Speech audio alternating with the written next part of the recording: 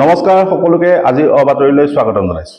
এতিয়া আমি দ্বিতীয় খণ্ডত এটা বিশেষ কথা আমি আঙুলিয়াই দিব বিচাৰিছো যে শেহতীয়া সময়ত অসম চৰকাৰ হওক কেন্দ্ৰীয় চৰকাৰ হওক এই দুইখনৰ ফালৰ পৰা এটা ভাল খবৰ দিবলৈ বিচাৰিছে।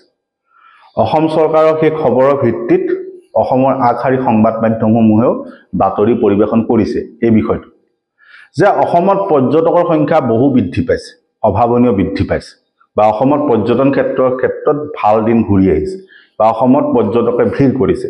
এই গোটেইকেইটা কথা শেহতীয়াকৈ ক'বলৈ বিচৰা হৈছে। কেন্দ্ৰীয় চৰকাৰ তথ্যত বা ৰাজ্য চৰকাৰ তথ্যত এই কথাখিনি ক'বলৈ বিচৰা হৈছে। তথ্য মানে তেওঁলোকে কৈ দিয়া কথাখিনি, পুনৰ কৈছো তেওঁলোকে কৈ দিয়া কথা। আৰু অসম চৰকাৰে এইটো দাবী কৰিছে যে অসমত পৰ্যটকৰ সংখ্যা বৃদ্ধি পাইছে। কেন্দ্ৰীয় চৰকাৰে দাবী কৰিছে উত্তৰ পূৰ্বাঞ্চলৰ পৰ্যটকৰ সংখ্যা বৃদ্ধি পাইছে, মানে অসমতো বৃদ্ধি পাইছে। আৰু সেই ভিত্তিত অসমৰ সংবাদ মাধ্যমে বাতৰি পৰিৱেশন কৰিছে। কিন্তু কথাটো হ'ল যিটো তথ্য দিয়া হৈছে আৰু যিটো দাবী কৰা হৈছে যে অসমত পৰ্যটকৰ সংখ্যা বৃদ্ধি পাইছে বা অসমত পৰ্যটন ক্ষেত্ৰত উন্নয়ন কৰিছে, যাৰ ভিত্তিত সংবাদ মাধ্যমে ভাল খবৰ বুলি কৈছে, সেই গোটেই খবৰটোৱে মিছা। যে পুনৰ কৈছো যে পৰ্যটকৰ সংখ্যা অসমত বৃদ্ধি পোৱা কথাটো মিছা। কিয় মিছা?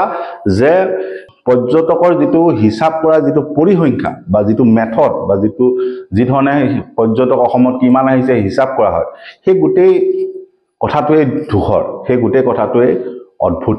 কিয় যে অসমত কিমান পৰ্যটক আহিলে, কিমান পৰ্যটক আছে বা পৰ্যটকৰ সংখ্যা কিমান হ'ল, সেইটো হিচাপ কৰিবলৈ সাধাৰণতে যি আমাৰ টুৰিজিম ডিপাৰ্টমেণ্ট আছে বা পৰ্যটন বিভাগ আছে, তেওঁলোকে কি কৰে বুলি ক'লে যে যিমান অসমত পৰ্যটনস্থলী আছে, পৰ্যটনস্থলী বুলি ক'লে পাৰ্ক, মিউজিয়াম বা প্ৰত্নতত্ত্বৰ স্থান, ৰংঘৰ, কাৰেংঘৰ ইত্যাদি ঐতিহাসিক যিবিলাক সমল আছে, সেই সমলসমূহৰ কিমানটা টিকেট বিক্ৰী হৈছে, সেই টিকেট কিমানটা বিক্ৰী হৈছে তাৰ হিচাপতহে পৰ্যটকৰ সংখ্যাটো হিচাপ কৰা হয়।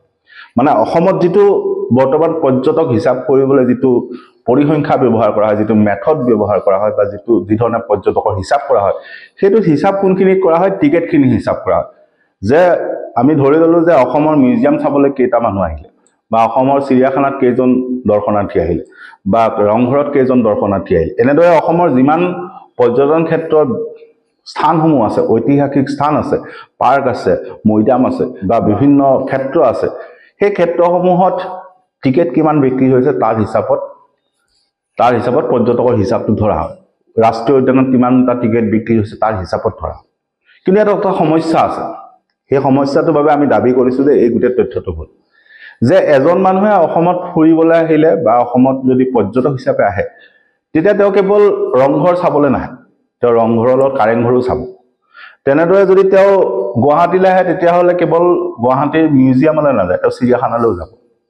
বা তেওঁ যদি অসমত ৰাষ্ট্ৰীয় উদ্যান চাবলৈ আহে, তেওঁ পবিতৰা, কাজিৰঙা একেলগে যাব পাৰে। অৰ্থাৎ এজন মানুহে বিভিন্ন পৰ্যটন ক্ষেত্ৰলৈ যাব পাৰে, একাধিক পৰ্যটন ক্ষেত্ৰলৈ যাব পাৰে। যিজন মানুহে কাজিৰঙাত টিকেট কাটিছে, সেই মানুহজনে ৰংঘৰ চাবলৈ যাব পাৰে, মাজুলী চাবলৈ যাব পাৰে, সেই মানুহজনে মিউজিয়াম চাবলৈ যাব পাৰে। গতিকে টিকেটত যিটো পৰ্যটকৰ হিচাপ কৰা হয়, এই হিচাপটো খেলি মেলি ভুল। যে এজন পৰ্যটকে যদি 2টা বা 3টা স্থানলৈ গৈছে, তেতিয়া সেইজন পৰ্যটকৰ হিচাপটো 2টা বা 3টালৈকে ধৰা হয়। যদি মানুহজনে ৰংঘৰ, কাৰেংঘৰ, তলাতল ঘৰ চাইছে, তাত টিকেট কাটিলে, তেতিয়া সেই পৰ্যটকৰ সংখ্যা কিন্তু 3জন বুলি ধৰা হয়, কিন্তু মানুহে এজনেই চাইছে। গতিকে সেই হিচাপটো যদি চোৱা যায়, তেতিয়াহ'লে পৰ্যটনৰ ক্ষেত্ৰত যিটো কথা কোৱা হৈছে এইটো মিছা। এই ক্ষেত্ৰত অসম চৰকাৰ হওক বা কেন্দ্ৰীয় চৰকাৰ হওক, তেওঁলোকে এটা নিৰ্দিষ্ট পদ্ধতি ধৰি দিয়াৰ প্ৰয়োজন আছে, পৰিসংখ্যা ধৰি দিয়াৰ প্ৰয়োজন আছে, মেথড ধৰি দিয়াৰ প্ৰয়োজন আছে, যিটোৰ ভিত্তিত আচল পৰ্যটক কিমান আহিছে বা অসমলৈ পৰ্যটক কিমান আগমন হৈছে, সেই কথাটো যাতে হিচাপ কৰিব পাৰি, তাৰ বাবে তেওঁলোকে আলোচনা কৰি এটা পৰিসংখ্যা, এটা মেথড পদ্ধতি ধৰি দিয়াৰ প্ৰয়োজন আছে। আৰু সেইটো নাথকালৈকে এই ধৰণে কিন্তু ভুলকৈ হিচাপটো, যে যেতিয়ালৈকে সেই আচল পৰ্যটনৰ হিচাপটো কৰিব পৰাকৈ পদ্ধতি বিচাৰি উলিওৱা নাযায়, তেতিয়ালৈকে অসম চৰকাৰ বা কেন্দ্ৰীয় চৰকাৰে সেইটো দাবী কৰিও লাভ নাই। যে তেওঁলোকে যি ধৰণে দাবী কৰিছে যে পৰ্যটকৰ সংখ্যা বৃদ্ধি পাইছে, সেইটো দাবী কৰি লাভ নাই যেতিয়ালৈকে এটা পদ্ধতি নাথাকে। আৰু সেইটো পৰ্যটন বিভাগৰ ফালৰ পৰাই কোৱা কথা যে তেওঁলোকে সেই পদ্ধতি আজিলৈকে পোৱা নাই বা তেওঁলোকক সেই পদ্ধতি দেখাই দিয়া হোৱা নাই। তেওঁলোকে কেৱল টিকেটসমূহৰ ওপৰত হিচাপ কৰিহে মুঠ পৰ্যটকৰ সংখ্যাটো হিচাপ কৰে। গতিকে সেই পদ্ধতিটো দাবী কৰিব লাগে, সেই পদ্ধতিটো মানুহে বিচাৰিব লাগে বা ৰাইজে বিচাৰিব লাগে যে যিটোৰ ভিত্তিত কিমান পৰ্যটক আহিছে সেইটো আচল হিচাপটো উলিয়াব পাৰে সেইটো কেন্দ্ৰীয় চৰকাৰ ৰাজ্য চৰকাৰ মিলি কৰিলে ভাল গতিকে সেই তথ্যসমূহ সেই পদ্ধতিটো নহালৈকে এই ধৰণৰ যিটো দাবী সেই দাবীটো কৰি লাভ নাই আৰু সেইটো ক্ষেত্ৰত সংবাদ মাধ্যমেও অভিনন্দন জনাই লাভ নাই যেতিয়ালৈকে পদ্ধতিটো নাথাকে গতিকে সেই বিশেষ বিষয়টো আমি ৰাইজলৈ আঙুলিয়াই দিলোঁ যে পৰ্যটনৰ ক্ষেত্ৰত কিন্তু এতিয়াও বহুখিনি কৰিবলৈ বাকী আছে আৰু পৰ্যটক হিচাপ কৰা পদ্ধতিটো চৰকাৰে প্ৰথমতে ঠিক কৰি লোৱাটো প্ৰয়োজন ধন্যবাদ